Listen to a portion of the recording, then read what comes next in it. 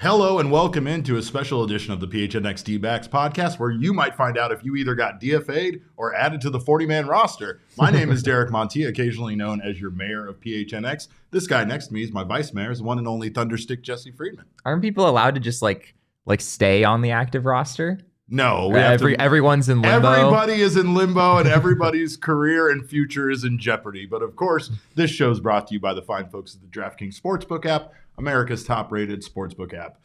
We are here covering the fallout from the 40-man roster decisions that had to be made by 6 p.m. Eastern Standard Time yesterday, and we had a chance to talk to Mike Hazen about some of those decisions that were made. But the Diamondbacks definitely had some tough decisions to make, and honestly, nothing really too surprising. Some of it is sad, and yes, we're going to get to Stone Garrett being DFA'd, but first, let's talk about what the Diamondbacks added and who they retained as part of their 40-man roster. Now, again, it's no guarantee that anybody that was not added to the 40-man roster is, in fact, going to be picked up by another team, right? Sometimes that's what the Diamondbacks and other teams have to do. They have to weigh the risk of actually losing a player potentially, and they got to try to do everything they can to keep those guys that are highly coveted by other teams. There's a good chance that perhaps Stone Garrett wasn't necessarily highly coveted by other teams and might make his way back to the D-backs. But first, let's talk about who they added to the 40-man roster, Jesse. Yeah, it was Blaze Alexander, an infielder, who's one of the guys we've talked about, kind of expected. Jorge Barosa, interesting. He's an outfielder who hit Double-A this year, 21 years old. Very good defensive outfielder. Yeah. So somebody that they have a high stock in. Right. Yeah. Mike Hazen talked about in the press conference that they get asked about Barosa all the time, and he's a switch hitter, has a lot of upside there.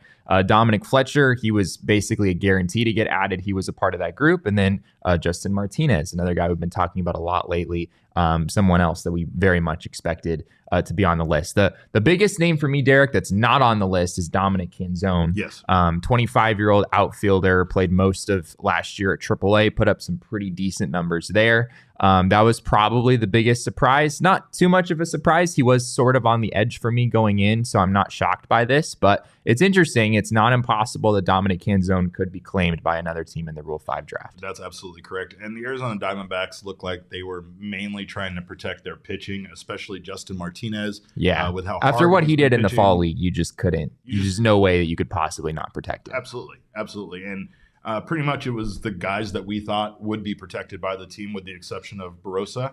And they gave their reason for that. But I think, again, if you're a left-handed outfielder for this organization right now, they really have a hard time finding a guaranteed future for you with all of the young, talented left-handed outfielders that they currently have. So, but Barosa, again, probably the one surprise in there. Everybody else are guys that we expected them to retain and make room for. The room that they had to make involved DFAing Sergio Alcantara, Stone Garrett, Jordan Luplow, and Caleb Smith. And of course, out of those four guys, Stone Garrett is the most surprising. That's the one that stands out. That's the one that stands out.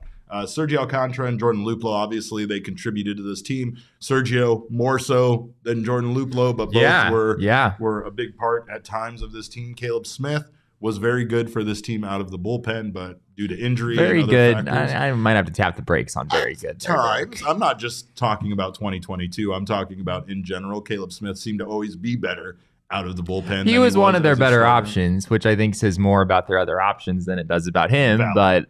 But yeah, I mean, he is a guy they probably would have brought back for next year had it not been for the injury on the last day of the season. And from that point on, I think it was pretty clear this was the move that the team had to make. But yeah, Stone Garrett is the big surprise here. And to everyone who is distraught over this, who's not sure, like Derek himself, I understand where you're coming from. I mean, it's pretty weird to have a guy hit 276 and slug over 500 and just under 100 plate appearances in his first taste of the big leagues like Stone Garrett did and get DFA'd just a couple months later. It's a weird look and not something that we anticipated.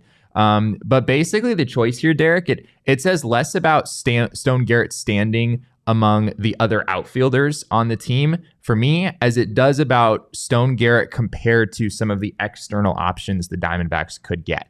By DFA'ing Jordan Luplow and Stone Garrett, the Diamondbacks have no right-handed hitting outfielders. They literally don't have a single one. I guess Cooper Hummel's a switch hitter, but he's probably going to be used more at catcher. Jorge Barosa is a switch hitter who's now on the 40-man roster, but he's not close to the big leagues. The Diamondbacks currently, as of now, do not have a right-handed hitting outfielder going into 2023, and Stone Garrett could have been that guy. But what this decision tells me is that the Diamondbacks would rather go out there and find somebody else to fulfill that role on the team in 2023. I think the strikeout rate was very concerning for them. Probably he struck out more than 32% of the time, hardly walked at all in that sample that we saw at the end of the year. Gabriel says Aaron Judge to the D-backs confirmed, which is the only thing this could possibly mean. So I think that the Diamondbacks definitely, as we talked about in the past, and as Mike Hazen kind of confirmed to Jesse yesterday during the press conference, was that the Diamondbacks are in fact looking to add a right-handed bat to their outfield, but I think they're trying to add somebody that they can value more defensively, maybe have in there with some more plate appearances and not necessarily need to strictly use as a DH at times, like they kind of had Stone relegated to as far as a role goes. Yeah. Mike talked about how like he still thinks that the left-handed hitting outfielders will get the majority of the playing time. Correct. Which is if you have Jake McCarthy and Corbin Carroll and Dalton Varsho and Alec Thomas, like that's where the majority of your at-bats are going to come from. But there's also something to be said for late in games. You know, if you want to avoid a bunch of left on left matchups, it's helpful to have, a decent right-handed hitting outfielder who can also come in the game and play some defense. So I think that's a clear need for them. It's not just that they need a right-handed bat, it's that they need a right-handed hitting outfielder as well at this point. So whether that's AJ Pollock or or Will Myers or whatever that looks like on the free agent market or otherwise, it'll be interesting to see. And I think a lot of those guys are going to end up wanting maybe a position that's a bit more full-time. I don't know about AJ Pollock. He tends to be Mr. Glass, and I don't know if the Diamondbacks fans would even accept that without revolting and throwing things at him from the outfield. I think that's possible. I will say that Tommy Pham is a right-handed bat. True. I know he's a bit older in his career, but he still has, I think, a lot. Still hits lefties. Still hits decently lefties well, and could be a guy willing to accept a role like that. I think the one thing that I took away from Mike Hazen's press conference in regards to this and in regards to the trade that they made was the Diamondbacks seem to be wanting to make that leap. Right? I mean, they talked about how far away they were from winning. They also talked about how they internally have those discussions about how close they really are and how how aggressive they need to get to make this team a winner. Last season, obviously, was a nightmare. 2021 is what I'm talking about, not 2022. They didn't even have really a starting rotation put together well due to the amount of injuries and everything they went through. But 2022 seems like they were much more on track. And I mean, we've discussed obviously the problems the bullpen have had all season long, but that seems to be now Hazen's focus. And also just trying to focus in on those key areas where they did lack, and right-handed hitting is one of those areas that they definitely lacked, right? But they also did make a trade yesterday, trading for Carlos Vargas, and they traded away a young prospect in Ross Carver, who inevitably will make us regret doing that. But Carlos Vargas is very exciting, and Mike Hazen talked about wanting a bullpen arm that could throw hard, and this guy throws hard. Yeah, I think it's a bit of a shift for the organization. Mike Hazen admitted this, that they're basically choosing the reliever over the starter. It's a change in philosophy for him just a little bit. Right? It is. The D-backs over the past few years have really done everything they could to push guys to be starters and to try to pack their organization with as many starting pitching prospects as possible. It looked like it pained Mike Hazen's face to even say this, by the way. It looked like it hurt him deep down inside because he has always valued starting pitching very high. And I think he even admitted it's maybe not so much a change in philosophy, but seeing a need. It might also just be the fact that he realizes now, after watching the playoffs, the quality of relief pitching that's out there. And you have guys throwing 106 miles an hour in the strike zone. You got to step your game up. Obviously, the bullpen for the D-backs were far behind other teams' bullpens when it came to that kind of dominance of bringing in a guy that can throw over 100 miles an hour. Yeah, and Carlos Vargas does that. He's coming off Tommy John surgery, so he threw about 36 innings this past season. Most of that was in Double-A. He did get 10 innings in with Triple-A in September, and he pitched really well there. He gave up 1 run in those 10 innings. He had 16 strikeouts, so the swing and miss stuff, I think, is for real. Totri and Emma are being problematic. Fuck you. As normal. Fuck you. No, fuck normal. both of you. And your takes on Taylor Swift. I heard what you said. Anyway, sorry about that. I had some stuff to deal with. Taylor Swift is bad. Get out of here right now. Wrong. You fucking suck and you're wrong. I'm only going to the Taylor Swift concert for Paramore. Swifties unite. Thank you. See, I knew I always loved Espo. Anyway. But yeah, I mean, the Diamondbacks definitely stand poised to be more aggressive, I think, this season. I think that they feel, especially with watching what the Phillies did, and of course, we try to pump the brakes all around here and remind everybody that the Phillies had the 4th highest payroll in baseball, right? But with that being said, that it can't help that they made it so far that the Diamondbacks felt like they were so close to being in that, at least in that discussion for a wild card spot, and seeing what they did. I mean, I think the Diamondbacks truly feel like those bullpen losses that we've discussed quite a bit were just a huge factor when it comes to this team possibly being at least a playoff team. Maybe not ready, maybe not, at that World Series, level yet, but not quite. But like the Seattle Mariners, right, where they made their first entry into the playoffs again, and they're back as a team. And now we're seeing them in making some trades to try to improve this team, bring in a bat and make their team better for next season. Yeah. The Diamondbacks, I think, feel like they're young. They're, maybe still not close to the top of the division, but you might not need to worry about winning your division anymore with the way that baseball and the playoffs are now structured. Yeah, I mean, winning the division is just always going to be a challenge for the D-backs. Even, if everything goes right in the next few years and this team is winning 90, 95 games, it's still going to be tough to win this division, right? You're still going to have other fucking teams winning 100-plus games. Right. It's going to drive us nuts. But then there's the Philadelphia Phillies, who just made it to the World Series as the first National League third wild card team ever, right? So that once you get in, you've got a shot. And I think the D-backs are maybe going to have to take that approach moving forward. But yeah, Carlos Vargas is sort of a wild card, like far from a sure thing. He was not on the Cleveland Guardians top 30 prospect list, at least not according to MLB Pipeline. He was number 24 on that list before 2020, before the 2020 season. Surgery, right? Yeah, before Tommy John surgery. At that point, he was still being viewed as a potential starter. Now I think that's pretty much in the past. Everyone views him as a reliever, and that's probably the role that he was best suited for all along. So yeah, the D-backs don't have many guys like this. Yeah. Like, they don't have many guys who throw 100 and have a slider that's in the low 90s, right? But those are the kind of pitchers that you see in the postseason, that you see in the back end on a lot of these teams. And Mike has talked a lot about needing to add more swing and miss to the back end of the bullpen, and this could be a move in that direction. It's not a sure thing, right? You're giving up Ross Carver, who was a solid starting pitching prospect for the D-backs, pitched really well in Hillsboro. Shout out to the Hops. Derek is sporting the hat today. Once he got to Double-A, he didn't pitch very well. He had an ERA over 9 in 9 starts with Double-A later in the season. So Carver it could be something. He has a great curveball, but absolutely, he's going to be, right. But Mike, he's going to be. Yes. But Mike Hazen had the best answer when asked yesterday. Oh, he did. As to why they were willing to part with Ross Carver, and the answer was, Jesse, what? It was that because that's who they asked for. That's who the Guardians wanted. Word for word what Mike Hazen said. And he followed up and said, and also like he thought it was a fair ask for what the Diamondbacks were getting in return. Yeah. But yeah, it seems like the D-backs identified a player that they wanted to get in Carlos Vargas, who fit the mold of what they're trying to find moving forward. And they were willing to kind of give up whatever, as long as it wasn't, as long as it was reasonable. So they got their guy, and we'll see how it turns out for them.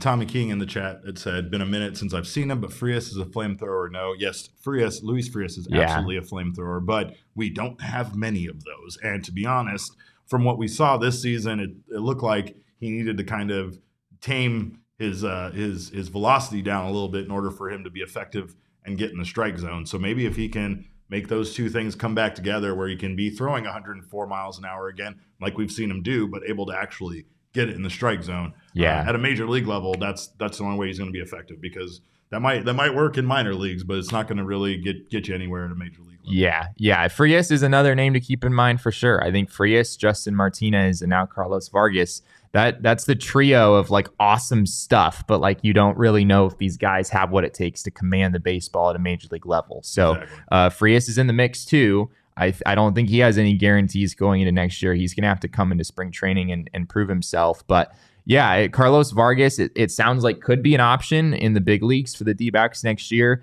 Mike Hazen said it's not as concrete as like he's definitely going to have a role in 2023. We're not at that point, but I think he and Martinez and Frias all have a shot in spring training to maybe make some noise and have a shot at making the opening day roster. Going back to something that Ben asked in the chat, and I just want to say, I don't think you're a bit of a doomer for thinking that he said, am I wrong for feeling a bit doomer considering where the other teams are headed? I don't think so. I think that it's very it's very hard. I feel like the Colorado Rockies and the Diamondbacks are always going to be in a weird position. But the Rockies, let's not forget, have a very high payroll as well. And they're spending a lot of money too. They're just not spending it the right way, technically. Right? Whereas the Dodgers, the Padres, and the Giants, when they do spend money, seem to know where to spend it and how to spend it in an effective way. Not to mention, not to add to your feeling of doom, but Chris Bryant's going to be back next year for the Rockies, and they're probably going to be better too, considering his injuries and everything he went through this year. So the NL West is always going to be a very, very difficult division. Luckily, starting next year, we don't play them as much. So there is the opportunity for the Diamondbacks, even if the NL West is tough, for them to still make some noise and make the playoffs in 2023. And I don't know if I'm ready to even predict that happening yet, but let's see how drunk I get before the end of this show. And speaking of which, shout out to our friends at Four Peaks Brewing Company for providing me with plenty of Joy Bus Wow wheat, because it's the only way I get through doing this show with Jesse, of course. But you can enjoy beer specials and all sorts of other fun by joining us for the World Cup matches for both the United States and Mexico at their 8th Street Pub. Check the link in the show notes to register for free. That way they have an idea of how many people are coming. Enjoy $3 kilt lifter specials and these bad boys right here for $3.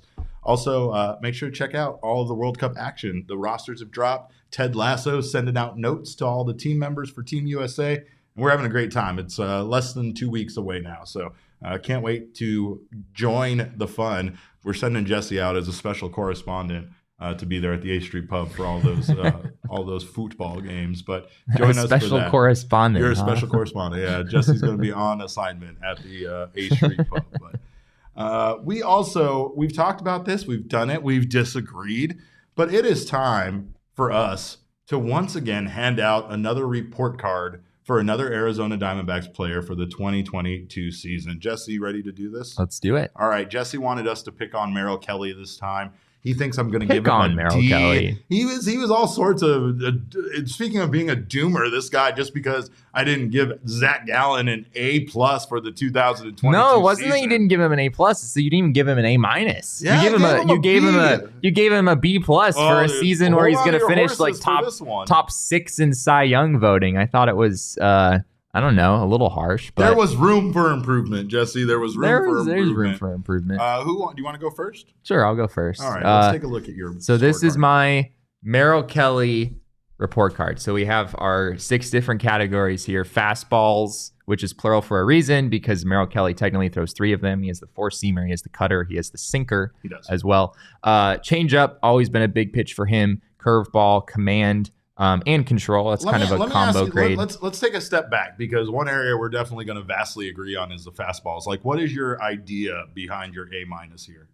Yeah, so the A- for the fastballs, I think there's 3 pitches in there, and I have very different opinions on them. So Merrill Kelly's 4-seamer might be the most underrated pitch on the Diamondbacks, one of the most underrated pitches on the Diamondbacks. If you look at his run value from all of his different pitches, which is just like a fancy metric that just measures the value of every pitch that a pitcher has. His four-seamer grades out as his best pitch, according to that metric. And his cutter is right there along with it. His four-seamer and his cutter are both very, very good pitches. The sinker is a little bit more of a work in progress. He doesn't use it that much, but it was reasonably effective for him this year. So you're not going to like my grades. I'm just telling you that right now. Okay. All right. Well, I'll keep going down the line here. So changeup, I have a B+. Yep. The changeup was like the big story coming into the season, is something he'd worked on over the offseason, something that he had shown a lot of improvement on. It seemed like all of the success he had, specifically in the first month or two, was heavily because of that changeup. By the end of the year, it actually graded out as about average. So I'm giving it a B+ here. There was a big spike in his ground ball rate on the changeup, which I thought was interesting. The curveball isn't a huge pitch for him. I think it might have taken a slight step back this year. He didn't use it quite as much. It's still a decent pitch. I have a C+ there, so still pretty decent. Command is always good with Merrill Kelly, so I'm going A- on command. He actually had the highest walk rate of his major league career this year. Wow. Which is strange because he threw 200 innings and was an excellent starting pitcher. So that's why I'm going A- there. But overall, that's always going to be one of his strengths. I couldn't go anything but A+ with a 200 inning season on durability. So, and then dogging him, I have an A. I'm not really sure exactly how to grade someone in dogging him. But you did an excellent job. I did an excellent job. Yeah, okay. I mean, all right. Merrill Kelly has a dog in him.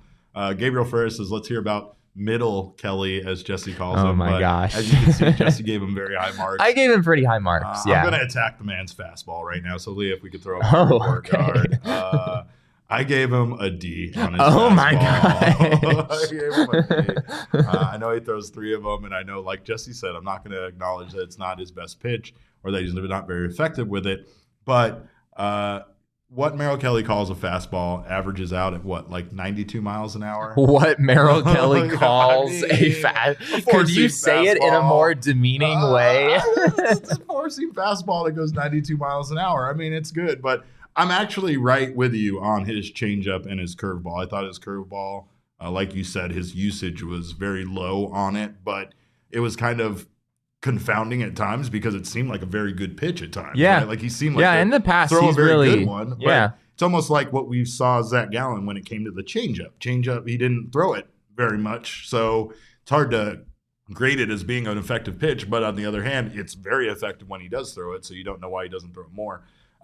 B+ for his changeup, though. His changeup is incredible, and again, the fastballs, really, it's about velocity there for me with Merrill Kelly and nothing else. His command has been incredible. His control has been incredible. It's A's the rest of the way down the board, but I'm giving him an A+. Like Jesse said, nothing else for durability at throwing 200 innings plus. Yeah. And it was also like a project for him. Like, you know, you have a kid in school that like sets out to accomplish a goal before the end of the season, and you might even be like, okay, good luck with that, pal. But he did it, right? And that's something that you can't take away from Merrill Kelly was he wanted to pitch 200 innings from opening day.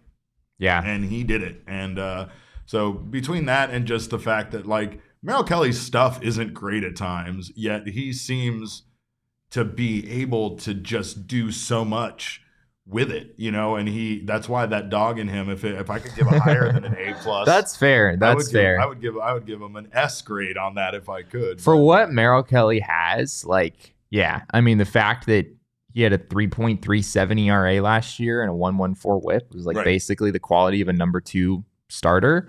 Yeah, I mean, his like, stuff doesn't top out at being very, his very stuff good. On paper is not to that level. When you start comparing his fastball and his other pitches to like the league, he's not very high as far as starting pitching goes. And I mean, it's just literally it's literally his competitive nature and his ability to win baseball games. And even when he gives up 3 runs, the one thing that you always see out of Merrill Kelly is him bear down and do what he needs to do in order to keep any more runs from scoring.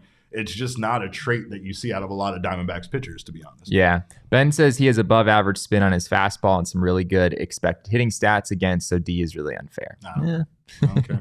I mean, Ben, if you haven't noticed, Derek isn't necessarily the one to be, scrolling through spin rates all day. So I'm sorry. What's his average velocity? Fastball velocity is in the 29th percentiles and Baseball Savant. So I'm not fucking wrong. It was actually a career high. 92.6 was his average four-seamer this year, which yes, granted is not that fast, but it does play up. What Ben is talking about is true. Yes. He's in the 70th percentile roughly in fastball spin, which does make the pitch play up quite a bit. So. What are you giving him a grade for his 2022 season? Overall? Yeah. Overall, I have an A. Just given that, like... You just hand out A's all day long, don't you? No. Man, what I would have killed to be one of your students. Did everybody I grade baseball players different than I grade math tests. All right. And I don't feel like I have to go into super depth on why that is. I don't believe you. I have an A because Merrill Kelly just threw 200 innings with a sub 3.4 ERA. Like, what more are you hoping for, expecting? And again, I'm doing this the same way I did Gallen. I'm doing this kind of with the player's talent level in mind. Like, this is peak Merrill Kelly. Like, I don't know how much better you could possibly expect him to get. But he's already so incredibly good. Like you're grading him on himself instead of grading him on. I am because like if we were to grade Sergio Alcantara season, I'm not going to give him like D's across the board because he's a utility. Like, I'm going to grade him for like who he is and like how well I thought he fit the role that he was asked to fulfill. Well, the D-backs gave him a D, that's for sure. DFA. DFA. Thank you for finishing my joke. I'm giving Merrill Kelly a B- for 2022, and that's all. I'm not giving him. Oh my gosh! I'm not giving him a single grade higher than that. Not what grade do I get as your co-host? Like a C- at best. Is what he's got going on over here, but that's at least average. So I'm a hard man to please. What can I say? But I think we're just doing this kind of from two different perspectives, which is fair. Yeah, I mean, I still think that if you were just grading Merrill Kelly relative to the rest of the league, he's got to be higher than a B-, right? I mean, like 200 innings with a 3.37 ERA. Like, I think there's less than 10 pitchers in baseball who had that low an ERA and threw that many innings this year.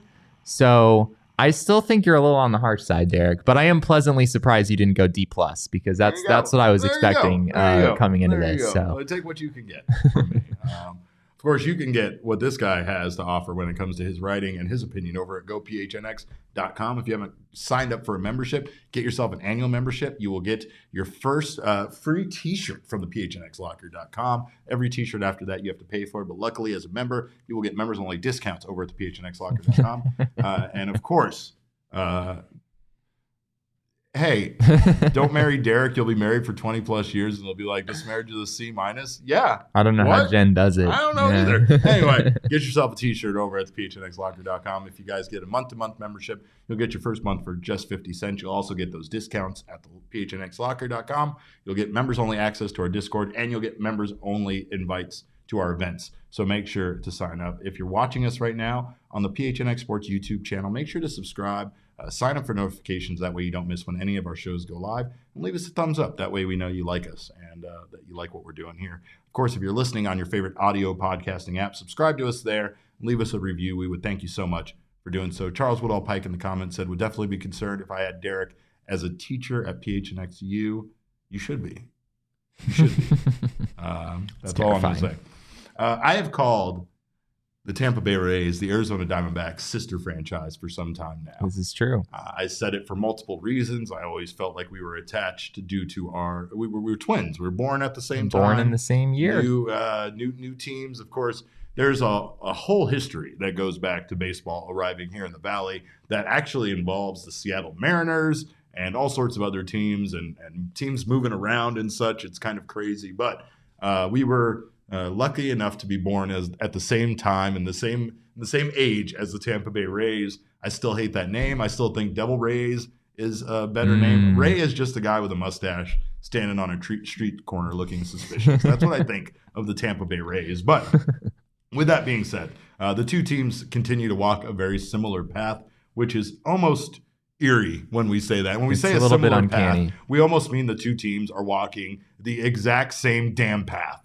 Let's take a look at not only some similarities that were shared by D-backs facts and stats, but this made it over to MLB.com as well. When comparing these MLB two Network had literally this screenshot. So shout out to D-backs Facts and Stats for like going crazy viral with this. Oh, this is incredible. Take a look at these, comparisons between these two teams. We don't know. Jesse and I discussed this. We don't know if this includes playoffs, obviously, because the two teams have a different total of games played. So that would probably be the only way that could happen, right? Is if this is counting there are over the course of the last 25 years, if you go through the team's records, there are a few. I don't think every season was exactly 162. So we're playing the lazy card here, and we haven't added up all the numbers to figure out if this includes the playoffs or not. But frankly, that's just a lot of work. Yeah, that's so much work to figure out. But if you look, the wins and losses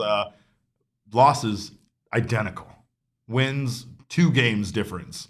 The exact same winning percentage. Games below 500, very close there as well. 5 division titles to 4 division titles. The pennants, the Rays have been in the playoffs more consistently, not only with those pennants, but with the playoff appearances below.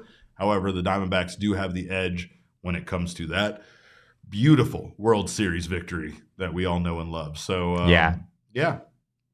It's hard to say. I mean, so I guess the question is, which of these franchises would you rather be? Would you rather be the D-backs or the Rays? There is an interesting idea there of the Rays have made it more. They are also in a very difficult division, being in the AL East. That's hard to win, right? But they do have the more consistent playoff appearances. They have more lately, which is encouraging as well. Yeah. And I think the thing that impresses me with the Rays is they seem to be able to do it with ever-changing rosters, Yeah. They've had a lot of players cycle through over the last few years, and I mean, they just stay an excellent baseball team year after year. Oh, James Atwood explains it in the chat, by the way. He said Rays played only 161 games in 2000, 2002, and 2004. Yeah, I don't know what the deal was there. That's interesting.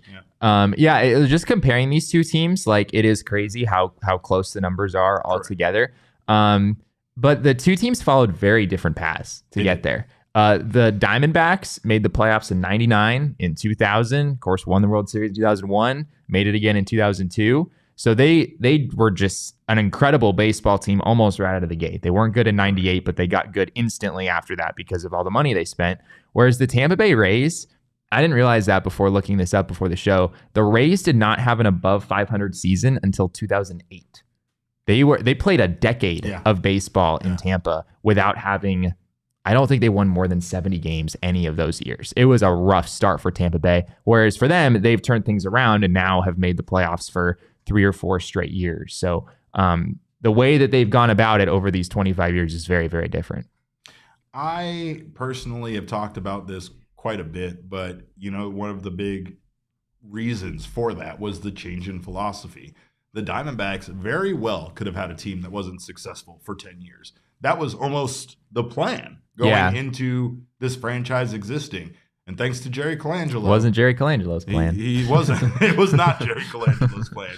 He was. I wish I had audio of that meeting, but I personally feel like if I reenacted it, it would go something like this. Jerry Colangelo enters the room, screams out loud, "You idiots! You think people are really going to watch this shit?" That's what I feel like he said. But he was probably more diplomatic about it, knowing Jerry Colangelo. Probably. And he definitely did emphasize to his fellow partners and other people involved with the Diamondbacks that if they did not do something to make this team a winner early on, that this team would not be successful in the city of Phoenix. And to a degree, he might have been right. I mean, we were experiencing a lot of highs and lows sports-wise around that time, but this city at times does not necessarily isn't a super supportive city of sports teams that are losers. That's really what it comes down to.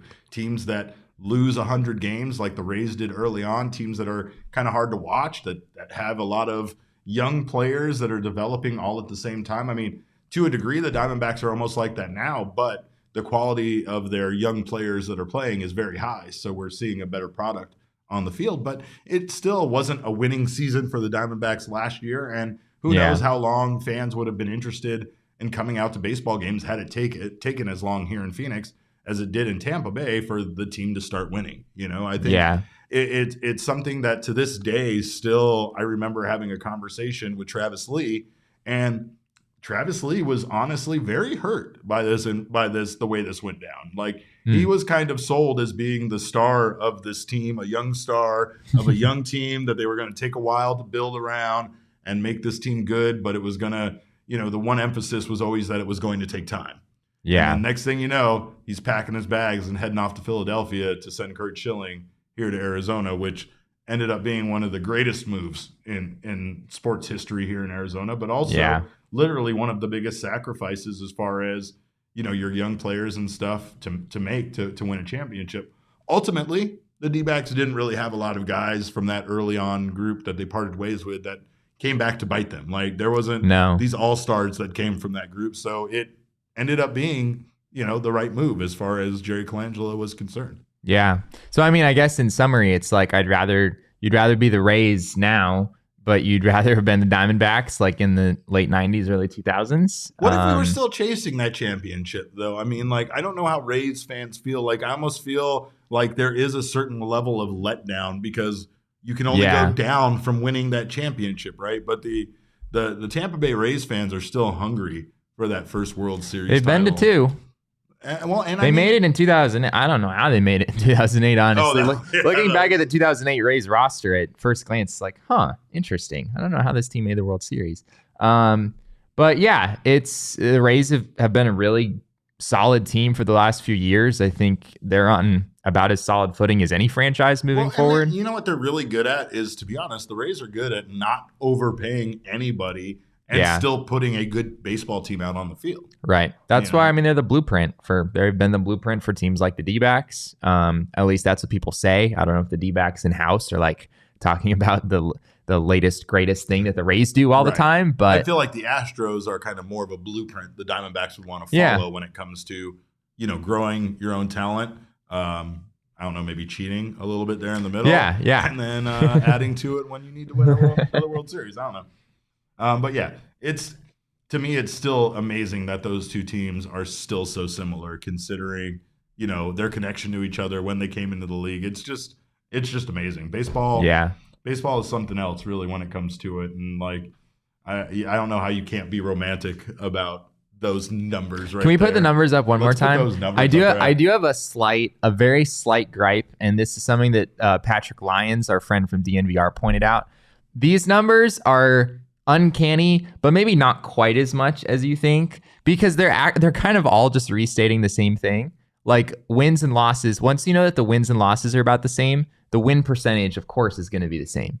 And the number of games above or below 500 is also going to be the same. Shut up. They're just kind of restating the exact same numbers over and over again. So earlier, Elizabeth said, "I'm not convinced D-backs fact isn't secretly Jesse," but now I'm convinced that it's not secretly Jesse. No, I would have. But I mean, the redundancy. How dare this person? There's a lot of redundancy in this graphic, but I mean, in like the postseason comparison, they've both been like kind of average in terms of postseason appearances. So I'm not like totally.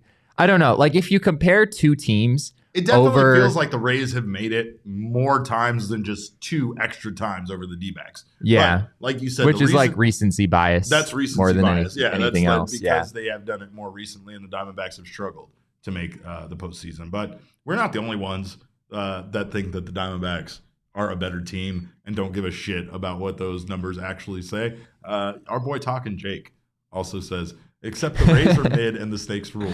That's the only fucking fact that matters right there. He's not wrong. Talkin' Jake is... I still don't really understand where his affinity for the Diamondbacks came from or why he's still... free swag.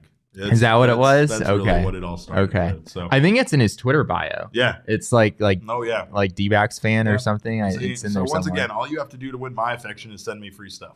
Shout out to Roosevelt's. Anyway, we thank you guys. And shout out to our friends at More Furniture that made our office beautiful, our space beautiful, and of course, give us a place to work and enjoy, watch sports, play Madden, all this stuff. But if you can get your house ready for that too, by sprucing up your home during More Furniture's fall sale over at morefurniture.com, you'll receive a $100 gift card for every $1,000 you spend on top of the savings that you can get over at morefurniture.com. What do you want to buy for? What do you need to buy? Do you still need an office chair? Are they I still, do need an are they office still- chair. Are Yeah. they still like not letting you because of your association? Yeah, with me? yeah. I need to get with Max, see if we can work It's something rough. out there. I'm sorry that my reputation precedes me everywhere I go, but we'll get this figured out. And of course, I'm never allowed to buy another office chair there, so maybe I'll just let Jesse get one. But you do so, and don't say you know me there. That might not be good for you or your discount. Say whatever. PHNX sent you. Yeah, don't say PHNX Derek has. sent I mean, you. Totri sent you. Somebody like that. I don't know. But of course, we thank you guys for joining us today here in the chat. We always appreciate you being here. In the meantime, you can follow us on Twitter. I'm at cap_caveman with a K. Jesse is at Jesse N. Friedman. Our show is at PHNX_DBacks. But of course, all roads lead to at PHNX_sports on Twitter, Instagram, and Facebook. We thank you guys so much for eating lunch with us and giving us your Merrill Kelly grade. So on behalf of Leah, Jesse, and myself, we always appreciate spending this hour with you. And remember, kids, baseball is fun, but it's so much more fun when your expansion team at least wins one World Series.